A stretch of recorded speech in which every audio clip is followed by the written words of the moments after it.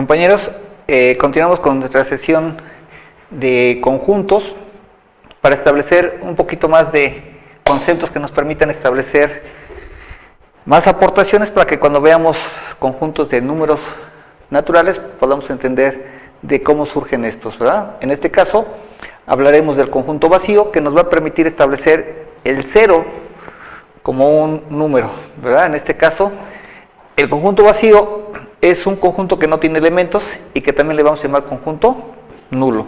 Generalmente lo vamos a representar, como lo hemos mencionado y lo vimos en nuestra taquigrafía o simbología, con una especie de 0 y una raya que lo atraviesa, o llaves pero que no contengan ningún elemento dentro de ellos.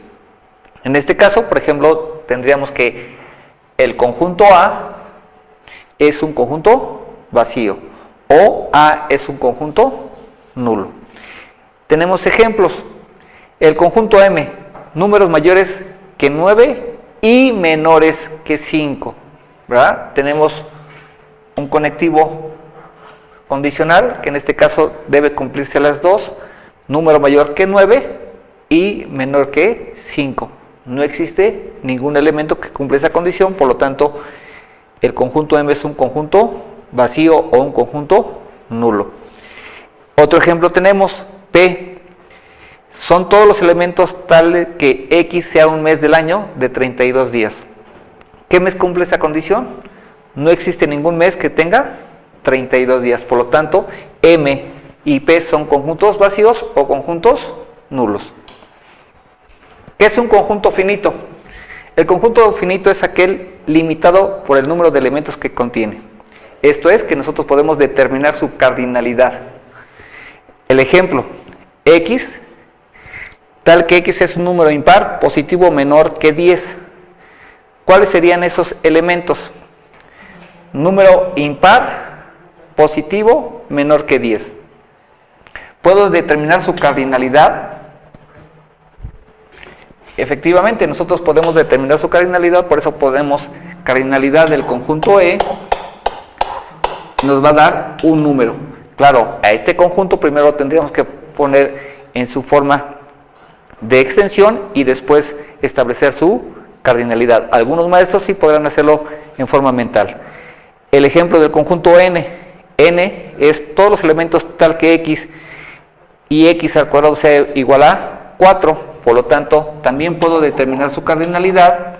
En este caso, la cardinalidad del conjunto N nos va a dar un número, ¿de acuerdo? Y entonces a ese tipo de conjuntos les vamos a llamar conjuntos finitos. ¿Cuándo llamaremos conjunto infinito? Es un conjunto ilimitado número de elementos.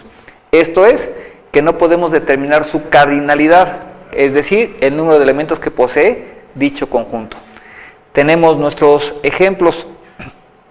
R es el conjunto de todos los valores tal que X sea mayor que 6.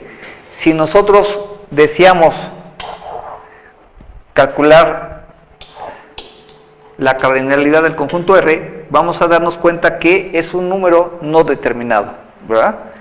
Y si calculamos igual en el caso del ejemplo del conjunto S, tal que X es un número par, también nos vamos a dar cuenta que la cardinalidad del conjunto S es un número no determinado, ¿verdad? Es un número muy grande que no vamos a poder terminar de contar y por lo tanto es un conjunto infinito. Entonces, compañeros, por el momento es todo por la sesión de hoy. Nos estaremos viendo en las siguientes sesiones.